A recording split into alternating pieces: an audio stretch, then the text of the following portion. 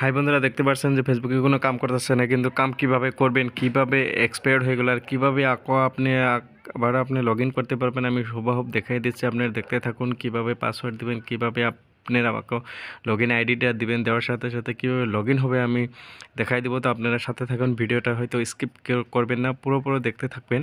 তো আমি আবার দেখাই দিচ্ছি কিভাবে আপনি লগ ইন করবেন। এক্সপায়ার হয়ে গেছে আর ফেসবুক থেকে কিন্তু আপনারা চিন্তার কোনো কারণ নাই, চিন্তার কোনো বিষয় নাই। এই বস্তুটা হয়তো আবার আসবে, ফেসবুক আবার আসবে। কিবা কারণে হয়তো টেকনিক্যাল প্রবলেমের জন্য হয়তো এরকম হয়েছে। তো আপনারা কিন্তু ভিডিওটা স্কিপ করবেন না, পুরোপুরি দেখবেন। আর কিভাবে লগ ইন করা হয় আমি দেখাই দেবো, আপনার সাথে থাকুন, ভিডিওর সাথে থাকুন। তো প্রথমে আপনি ফেসবুকে যাইতে হবে। ফেসবুকে অ্যাকাউন্টে গেলেন, যাওয়ার পরে ওখানে লগ ইন আইডি যদি আপনার লাগানোই থাকে তাহলে আপনার নাম সহ আসবে। তারপরে আপনি পাসওয়ার্ড দিবেন, আপনার যেটা পাসওয়ার্ড ছিল আগের যেটা পাসওয়ার্ড, এই পাসওয়ার্ডই দিতে হবে। অন্য পাসওয়ার্ড দিলে কিন্তু হবে না, আপনারা কিন্তু জানুনই। আর সেটা আপনার মনে থাকতে হবে, পাসওয়ার্ডটা অন্য পাসওয়ার্ড দিলে হবে না। তো আপনারা এইভাবে পাসওয়ার্ড দিয়ে দেবেন 8টা বা 10টা, যেটা পাসওয়ার্ড দিয়েছেন আপনি, যেটা সিক্রেট পাসওয়ার্ডটা এখানে দিবেন।